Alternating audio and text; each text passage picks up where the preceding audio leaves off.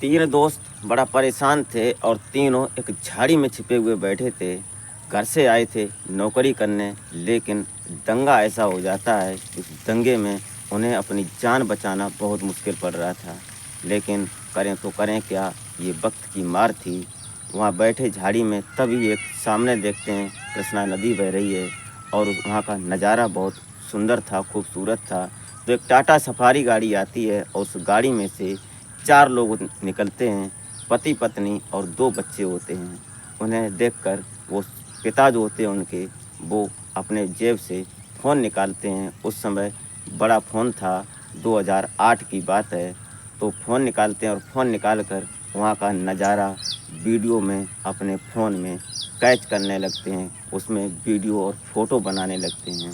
लेकिन तभी कुछ ऐसा हो जाता है कि उन्हें याद नहीं रहता और बच्चा जो था वो आगे बढ़ जाता है और चलते चलते नदी के किनारे जब पहुंच जाता है तो बच्चा जो था छोटा था अभी, और बच्चे को जब नदी में पैर फिसल जाता है तो बच्चा उस नदी में गिर जाता है। गिरने से वो धीरे धीरे बहने लगता है। ये नज़ारा जब देखते हैं तो ये तीनों लोग जो छुपे हुए थे वो आनन फानन में भागते हैं और भागकर उस बच्चे को बचाने की कोशिश करते हैं। तो दोस्तों, इस घटना में आप बराबर बने रहिएगा। घटना बड़ी इमोशनल है और हार्ट टच स्टोरी है, और आशा करते हैं कि आप अपने परिवार और अपने परिजनों के साथ स्वस्थ और मस्त और खुशहाल ज़िंदगी जी रहे होंगे।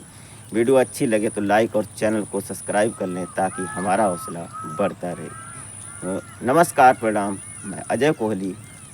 आज की जो सच्ची घटना मैं आपको सुनाने जा रहा हूँ, ये घटना उत्तर प्रदेश का एक ज़िला पड़ता है बस्ती, और बस्ती ज़िला में एक गांव होता है। उस गांव के तीन दोस्त होते हैं। तीन दोस्त में अजय और विकास और दीपक, ये तीनों दोस्त क्लास फेलो थे, एक साथ पढ़ते थे, एक साथ स्कूल जाते थे। इन्होंने 10वीं तक ही पढ़ाई की थी, लेकिन पारिवारिक हालत, माली हालत कुछ डाउन थी। इसलिए तीनों ने विचार बनाया कि बाहर चलते हैं, कहीं नौकरी करते हैं, और नौकरी के विचार लेकर इसमें जो विकास होता है, ये विकास पहले से मुंबई में आया हुआ था और मुंबई में जाकर इसने नौकरी भी की थी। तो इसने कहा कि हमारे साथ चलो, हम नौकरी लगवा देंगे और काम करेंगे, अपन तीनों लोग, तीनों दोस्त साथ में रहेंगे। लेकिन अब ये तीनों लोग बस्ती से निकलते हैं और मुंबई जब पहुंचते हैं तो मुंबई जाकर वहाँ जहाँ काम कर रहा था उसने 2-4 महीने पहले काम किया था, लेकिन आज वहाँ काम की जुगाड़ नहीं बनती है, जब व्यवस्था नहीं बनी तो ये वहाँ से निकलते हैं 250 किलोमीटर दूर मुंबई से। एक सतारा डिस्ट्रिक्ट पड़ती है, वहाँ के महाबलेश्वर में पहुँचते हैं और वहाँ जाकर इन्होंने एक काम की जुगाड़ की। तो वहाँ पप्पू सेठ होते हैं, और पप्पू सेठ जिनका काम इसका कंक्रीट का था, ट्रांजेक्शन का काम करते थे वो। तो वहाँ उनसे मिलते हैं, तो टाइल का काम करवाते थे। तो उनसे जब बात होती है तो तीनों लोग वहाँ लग जाते हैं, उनके साथ काम करते हैं। और काम करते करते जो पप्पू सेठ होते हैं, ये बड़े बड़े लोगों का उन्होंने काम किया था, क्योंकि उनका ठेका का काम था, ठेकेदार थे वो। उनके साथ काम करते करते, और वहाँ उसी समय 2008 की बात है, वहाँ की जो एक पार्टी होती है महाराष्ट्र की शिवसेना, इनके प्रमुख होते हैं राज ठाकरे। और 2008 में इधर जो अपने उत्तर प्रदेश की एक पार्टी है सपा, और सपा और जो शिवसेना, ये वहाँ पर बड़ी तूड़ पकड़ रही थी।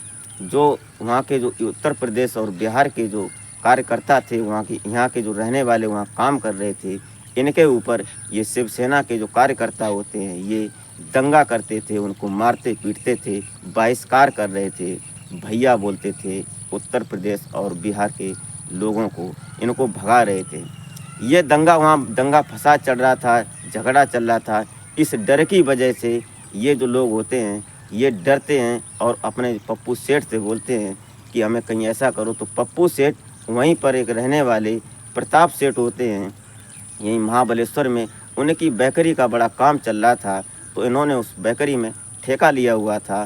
तो ये इन्होंने वहाँ पर ये लड़के तीनों जो होते हैं अजय, विकास और दीपक, इन तीनों को भी वहाँ पर सिलेक्ट कर दिया, वहाँ लगा दिया। और उसी में जहाँ बाउंड्री थी, जहाँ बेकरी बन रही थी, उसी में एक कमरा बना था, उसी में सभी लोग खाना बनाते थे। लगभग 20 लोग होते हैं और उसी में खाना बनाते हैं, वहीं रहते हैं, वहीं काम करते हैं। क्योंकि झगड़े वाली बात थी, बाहर निकलेंगे तो वहाँ के लोकल लोग उन्हें मारेंगे पीटेंगे, इसलिए वहीं पर रहना, वहीं खाना। और जो राशन पानी होता था वो पप्पू सेठ वहाँ स्वयं लेकर दे देते थे। और ऐसा ही चल रहा था। तभी किसी ने एक दिन अचानक, एक उस 2008 की बात है, फ़ोन हर किसी के पास होते नहीं थे, तो किसी के पास फ़ोन था तो उसने फ़ोन कर दिया, किसी से अफवाह फैला दी कि आप हमारे ऊपर हमला होने वाला है और शिवसेना के जो कार्यकर्ता हैं वो हमला करने वाले हैं। ये बात कहीं न कहीं एकदम दहशत का माहौल बन गया उन 20 लोगों में। तो उनमें से किसी के पास फ़ोन था तो उसने प्रताप सेठ के पास फ़ोन किया कि ऐसे-ऐसे यहाँ पर हमला होने वाला है और आप देख लो हम क्या करें। तो प्रताप सेठ तुरंत वहीं फ़ोन करते हैं थाने में, और थाने में फ़ोन करते हैं तो पुलिस वहाँ से 2 गाड़ी, जो सिपाही और कांस्टेबल जो वगैरह होते हैं सभी लोग बैठते हैं, 2 गाड़ियाँ उसी बेकरी के अंदर जाती हैं। और जैसे ही शाम का टाइम हो रहा था, बेकरी में जैसे ही दाखिल होती हैं, गेट खुला था तो इनमें हड़बड़ा वो अफरा-तफरी मच जाती है, हड़बड़ा जाते हैं। और हड़बड़ाने की वजह से इनमें से कई लोग बाउंड्री कूदकर भागने लगते हैं। इनमें से ये तीनों भी होते हैं, अजय, विकास और दीपक। ये तीनों लोग जब वहाँ से भाग जाते हैं, क्योंकि डर था कि उन्हें ये लगा कि ये शिवसेना वाले आ गए हैं, अब ये लोग हम लोगों को मारेंगे। इस डर की वजह से बाउंड्री कूद कर ये लोग भागते हैं। तो भागते-भागते इन तीनों ने रात हो जाती है। तो पहाड़ी क्षेत्र था, झाड़ियों का इलाका था, वहाँ से भागते हैं। तो उससे कुछ दूरी पर कृष्णा नदी बहती थी। उस नदी में जब नदी के किनारे ये लोग पहुँचते हैं, वहाँ जाकर देखते हैं कि उस झाड़ी में बैठे-बैठे इन्होंने रात गुजारी। और रात गुजारने के साथ-साथ सुबह जब होती है तो भूख प्यास से इनकी बेचैनी बढ़ रही थी, परेशान हो रहे थे, लेकिन करें तो क्या करें।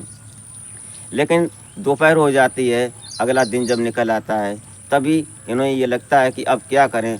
इन्हें ये डर लग रहा था कि बाहर निकलेंगे तो खेती-बाड़ी करने वाले लोग होते हैं, जो वहाँ के लोकल लोग हैं, वो देखेंगे तो ये दंगाई समझकर हमारे ऊपर हमला बोल देंगे, हमारे ऊपर हमला करेंगे। इस डर की वजह से ये झाड़ी से निकल नहीं रहे थे। तभी लगभग 4 बजे का टाइम हो रहा था, 4-5 बजे का। तो उस कृष्णा नदी के ब्रिज पर आकर एक टाटा सफारी गाड़ी रुकती है, और सफारी गाड़ी में से 4 लोग निकलते हैं। उसमें पति पत्नी और 2 बच्चे होते हैं, उनमें एक बेटी होती है और एक बेटा होता है। ये चारों लोग निकलते हैं। वहाँ का नज़ारा, मंजर बहुत सुंदर था, सुंदर नज़ारा था, पानी बह रहा था नदी का, और पहाड़ी भी थी, हरियाली झाड़ियाँ थीं। इन्हें देखकर वो जो उसमें से निकलते हैं, उनका नाम होता है मुकुल सेठ। और मुकुल सेठ जब निकलते हैं तो अपने बच्चों के साथ, अपनी पत्नी के साथ वहाँ सेल्फी लेने लगते हैं, वीडियो बनाने लगते हैं। और बच्ची जो होती है उनके साथ में होती है, और जो बेटा होता है जिसका नाम श्रेष्ठ होता है, वो श्रेष्ठ धीरे-धीरे घूमते घूमते वो दूर निकल जाता है। नदी में छोटे-छोटे पत्थर पड़े हुए थे किनारे पर, उन पत्थरों में खेलते-खेलते वो बच्चा जब नदी के किनारे पहुंच जाता है, और कैसे भी करके उस पत्थर से जब उस बच्चे का पैर फिसलता है तो वो नदी में जा गिरता है। और नदी में जैसे ही गिरता है तो ये तीनों लोग, अजय, विकास और दीपक, उस झाड़ी में बैठे देख रहे थे कि ये तीनों लोग आए हैं। लेकिन जैसे ही बच्चा नदी में गिरता है तो तीनों एकदम घबरा जाते हैं। और इधर जो उनके मम्मी पापा होते हैं, जो मुकुल सेठ होते हैं, उनकी पत्नी राधिका होती हैं, उन्हें इस बात की खबर नहीं थी कि हमारा बेटा कहाँ है। वो सिर्फ सेल्फी के चक्कर में थे। तभी ये तीनों वहाँ से भागते हैं, और भागकर तुरंत जो अजय होता है, ये तुरंत नदी में कूद जाता है, और कूदकर उस बच्चे को जब निकालता है, तब तक बच्चा 1-2 बार डूब चुका था, उसको गोते लग चुके थे। बच्चे को बाहर निकालते हैं, और निकालने के बाद जब ये तीनों, ये जो पति पत्नी देखते हैं, मुकुल और राधिका से, ये पति पत्नी जब देखते हैं इनको कि ये तीनों कैसे भागे, तो ये डर जाते हैं। इन्होंने समझा कि शायद ये दंगाई हैं, क्योंकि सबको पता था यहाँ पर पार्टी का विरोध चल रहा है और पार्टी की झड़पें हो रही हैं, इसलिए डर जाते हैं और तुरंत गाड़ी में बैठ जाते हैं। जब गाड़ी में बैठते हैं तो देखते हैं कि बच्ची तो साथ में है, लेकिन बेटा कहाँ है। तभी ये जो अजय होता है, इस बच्चे को नदी से बाहर निकालता है, और बाहर निकाल कर देखता है कि इसमें पानी पी लिया था, अंदर पेट में पानी चला गया था। तो उसने तुरंत बाहर नदी पर लाता है, पुल के ऊपर। तब तक ये जो पति पत्नी होते हैं, मुकुल सेठ, ये भी भागते हैं कि मेरा बेटा कहकर भागते हैं। तो देखते हैं कि बच्चे के पेट में पानी चला गया है। तो अजय और विकास, दीपक, ये तीनों उसको पेट के बल लेटाते हैं, और उसके जो पेट में पानी गया था उसको उल्टी करवाते हैं, पानी निकलते हैं। उसके बाद जब ये तीनों से ये मुकुल सेठ पूछते हैं कि यहाँ आप कैसे आए हो, कैसे हो, तुम मेरा भगवान के रूप में आए। और मुकुल सेठ जो होते हैं अजय के पैरों को पकड़ लेते हैं कि आप हमारे लिए साक्षात भगवान हैं। ऐसी बातें जब करते हैं तो एक झटके में इन तीनों की ज़िंदगी बदल गई। कैसे करके आए थे और कैसे करके आज मुकुल सेठ से मिले। तो इन तीनों ने अपनी दास्तां बताई कि मैं ऐसे ऐसे यूपी का रहने वाला हूँ, यहाँ पर आया हूँ, ऐसी मुसीबत है, इसलिए यहाँ छुपा बैठा था और आपका बेटा नदी में बहने लगा तो हमसे देखा नहीं गया, इसलिए हमने बच्चे को निकाल दिया। ये देखकर जो मुकुल सेठ होते हैं उन तीनों को बैठाते हैं और अपने साथ मुंबई के लिए चल देते हैं। और मुंबई के लिए जाते हुए रास्ते में होटल में हॉस्पिटल में जब पहुंचते हैं तो पहले उस बच्चे श्रेष्ठ को हॉस्पिटल में दिखाते हैं, जो उसमें दिक्कत आई थी, उसको जो परेशानी थी उसकी दवाई उपचार करवाते हैं। उसके बाद आगे चलते हैं और उन तीनों को अपने ठिकाने पर ले जाते हैं। ये मुकुल सेठ जो होते हैं ये मेडिकल लाइन के काम करते थे। ये मशीनों की बिक्री करते थे, जैसे MRI हो गई, ये CT स्कैन हो गया, अल्ट्रासाउंड हो गया, ऐसी बड़ी बड़ी कीमती मशीनें ये सप्लाई करते थे। इनके पास पैसा अनाप शनाप था। अब ये तीनों को साथ में ले जाते हैं, इनसे पूछते हैं, इनकी पूरी बात सुनते हैं तसल्ली से। जब अपने घर पहुंचते हैं तो इन्होंने बताया कि हम पप्पू सेठ के नीचे काम करते थे। तो उन्हें मुँह ज़बानी याद नंबर था। उस नंबर से जब वो मुकुल सेठ फ़ोन करते हैं, क्योंकि इनके पास तीनों के फ़ोन नहीं था, जब ये तीनों की बात होती है तो पप्पू सेठ भी इधर परेशान थे कि पता नहीं ये तीनों कहाँ गए और क्या हो गया इनके साथ। वो भी डर रहे थे। लेकिन तभी जब मुकुल सेठ पप्पू से बात करते हैं, तीनों की बात होती है तो उन्हें भी तसल्ली होती है। और मुकुल सेठ उनको बोलते हैं पप्पू को कि अब ये तीनों हमारे साथ ही रहेंगे, इन्होंने हमारी बहुत मदद की है।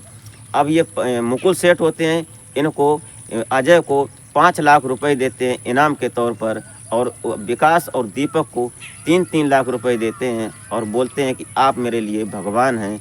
लेकिन ये तीनों पैसे लेने से मना करते हैं कि हमें पैसे नहीं चाहिए, हमें अगर हो सके तो मेरे घर भिजवा दो। तो ये पप्पू सेठ बोलते हैं कि तुम पैसे लो, हमारे पास पैसे की कोई दिक्कत नहीं है, कोई कमी नहीं है।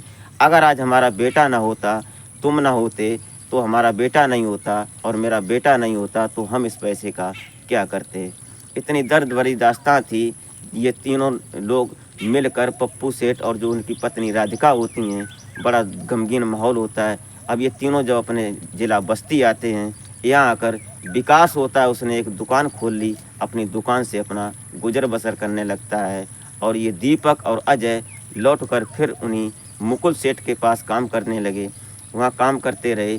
आज भी ये दोनों वहीं पर काम करते हैं। और जो अजय था, इसकी बीच में जब शादी होती है तो शादी में मुकुल सेठ से बात होती है। मुकुल सेठ ने इनकी बहुत मदद की और आज अजय अपने बच्चों के साथ वहीं पर रह रहा है। मुकुल सेठ ने उसको घर बनवा कर दिया मुंबई में, और उन्हें गाड़ी लेकर दी, और उनके परिवार की, उनके बच्चों की बड़ी अच्छी तरह से केयर करते हैं।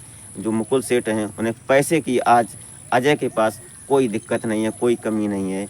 आज वो जो श्रेष्ठ था, शादी के लायक हो गया है, 15-20 साल का हो गया है, उसकी शादी होने वाली है। और आज मुकुल सेठ के घर में हरियाली और खुशहाली है। और उसी के साथ साथ अजय का भी परिवार और दीपक का भी परिवार उनके साथ खुश और मग्न और खुशहाल ज़िंदगी जी रहा है। इसी को कहते हैं कि ज़िंदगी कहाँ से कहाँ ले जाए, एक झटके में ज़िंदगी ऐसा रूप ले लेती है कि जो शायद इंसान सोचता नहीं है। तो दोस्तों, इस घटनाक्रम के सुनाने का मतलब आपको हैरान या परेशान करना नहीं होता है, नहीं आपकी भावनाओं को आहत करना होता है। इस घटना को सुनने के बाद आप अपनी राय क्या देना चाहते हैं तो कमेंट में एक छोटा सा कमेंट ज़रूर कीजिएगा। तो मिलते हैं फिर नेक्स्ट वीडियो में, तब तक के लिए नमस्कार।